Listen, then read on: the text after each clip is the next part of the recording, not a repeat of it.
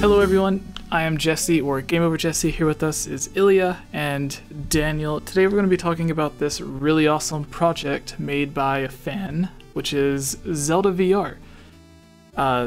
This comes from vrfocus.com, where they say, a link to the virtual future. Zelda boss battles in VR. A fan project recreates classic Zelda boss battles by using Unreal Engine 4. Sorry, I was looking at the bottom title and then the top title after I looked at the camera and looked back, so it caught me off guard. Anyways, Rebecca writes, many video game fans were disappointed that Nintendo have chosen to sit out of the modern resurgence in virtual reality VR technology. I don't think that's quite accurate. Xbox doesn't really have VR. PlayStation's the only one that does, and then not many people even bought the PlayStation VR. No. So I don't think PlayStation fans are the market for it, but maybe that's just me, like, yeah. spouting my mouth off, talking smack. I don't know. But you played a cool VR game at E3. So, it was cool. Yeah. But it was a puzzle game, and I think that's why I like puzzles, so. Yeah. Alright. So this says, though many commentators pointed out to the Virtual Boy debacle as the reason why, that hasn't stopped ambitious fans from experimenting to see what big Nintendo properties might look like if transferred into VR, as a new fan project that brings The Legend of Zelda into VR demonstrates. Before we get into this, I want to say there is an older project when VR first started to become popular, where people took Ocarina of Time and made it into VR. That was really cool. And it wasn't even, you can have, like, most people think that just because something is VR that it has to be first person, but that's not true. They could use the VR to give, like, you're literally behind the back of the character looking at them, and it gives everything a lot more 3D depth, similar to what the 3DS does. But anyways, because I actually, I prefer when the game does normal VR with the first person view really well, but when I was looking at the videos of the Ocarina of Time VR, it looked really great as well. So, like, it doesn't have to be with the eyes. That just makes it look like you're there, but you can use it in the same way people watch certain 3D movies in VR, just so that it gives the movie a lot more depth. But anyways, Legend of Zelda fan and independent developer known online as Aklar_45, I'm actually subscribed to him. I didn't know about this project he was making, so that's interesting, has utilized Unreal Engine 4 to transfer some of the most memorable boss battles in the Legend of Zelda history into VR. Though there are now several instances of third-person VR titles. Okay, yeah, it's going over this as well. Most people believe that VR works best when in first person, with the player effectively taking the role of the protagonist. The developer has also taken his approach, showing how a first-person viewpoint could be used in the fight against Zelda villains. 2. The currently available proof-of-concept videos show a battle against the Legend of Zelda Twilight Princess enemy, the giant skeleton Star-Lord, while another shows a fight against the most famous villain of the series, Ganondorf himself. The video portrays the player grabbing the iconic Master Sword and Shield to engage in melee combat before switching out to a bow and arrow for ranged combat. Incoming projectiles can be deflected with a sword swing, or the shield can be raised to simply absorb them. The developer has used Unreal Engine 4 to carefully recreate the environments as they appeared in the original titles, transposed into VR and using modern lighting and effects, giving new weight to things such as collapsing dungeon floors, there's a typo there, due to the first-person perspective. Sadly, since this is an unlicensed fan project, there isn't much chance of this ever getting a release as an official Nintendo product. That said, VR Focus will be right there to report and celebrate if Nintendo ever joins the VR scene. The first thing I want to say about this doesn't have anything to do with VR. It has everything to do with Unreal Engine. There's a lot of people that see these Unreal Engine fan projects and they instantly think, oh my gosh, this looks amazing. Link looks amazing. Link looks better than he ever has before. Nintendo should make a new Zelda game or a remake using the Unreal Engine so that it'll look like this. So 90% of the time when you look at a Unreal Engine fan project remaking a Zelda game, the character models are not created using Unreal Engine. They are just ported over from the Hyrule Warriors character models. They aren't created using the Unreal Engine assets. And with that said, any engine, whether it's Unreal Engine or not, people just use Unreal Engine 4 because you can literally download it for free and it's easy to learn with. That's why so many fan projects use Unreal Engine 4. But it is also a great engine, which is why other games use it as well, that are professionally made. But saying that I want an Ocarina of Time Unreal Engine 4 remake, and then explaining why Unreal Engine 4 would be like, they don't really understand how the engines work. So you can take almost any engine and make the games look whichever way that you want. One example of this is, aside from Unreal Engine itself, where there are games that look like complete junk, which is kind of bad to say, but there are. Some of the first Unreal Engine 4 games actually looked horribly bad, but they were like independent indie games, and then that they probably spent like a week or two making. And then the bigger games like Arkham Knight. Yes, Arkham Knight was the one that uses Unreal Engine 4. And then the other Arkham games were actually ported to PlayStation 4, Xbox One, and everything using the Unreal Engine 4, because the originals were made in Unreal Engine 3. And the crazy thing is, if you look at the Unreal Engine 3 version, even running on the PlayStation 3, which is a lot weaker than the PlayStation 4, the Unreal Engine 3 version of the game looks better than the Unreal Engine 4 version on the game running on the new console, which is crazy. But GameXplain has a video comparison, or not GameXplain, Digital Foundry, yes, that's it.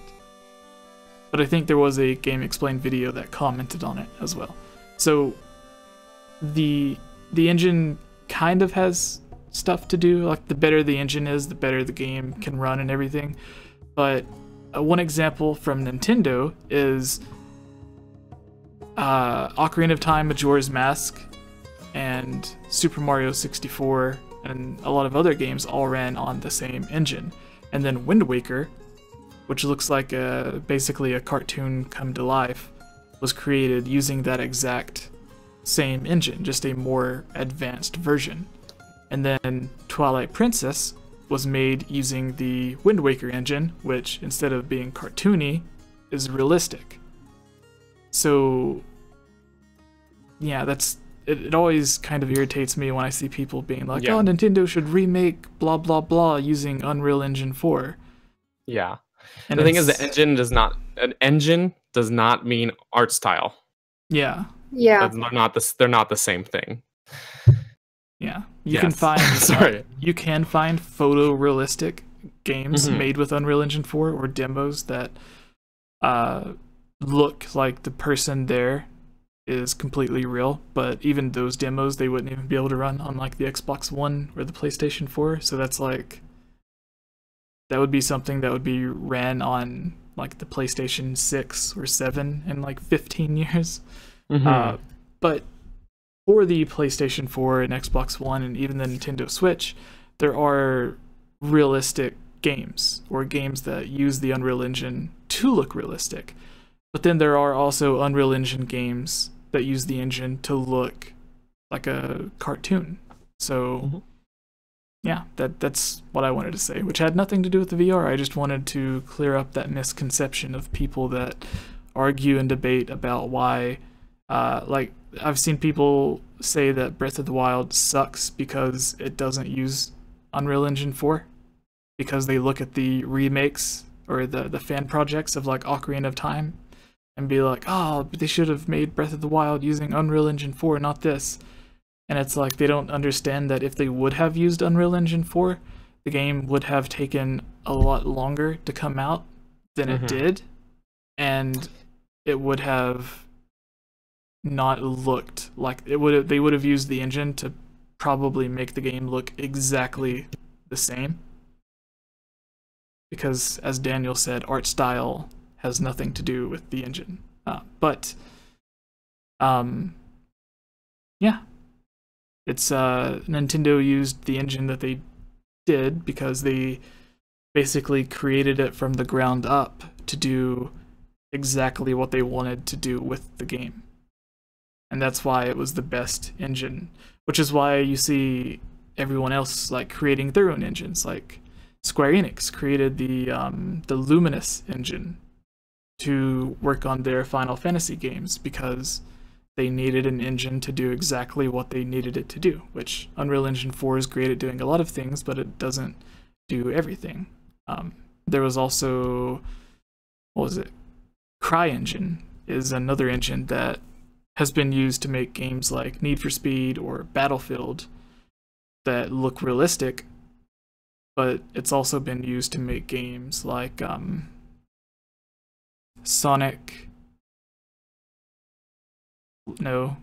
Rise of Lyric and Sonic Lost Worlds, I think, which are cel-shaded looking games or cartoony games. So any engine can be taken to make realistic or cartoony looking games.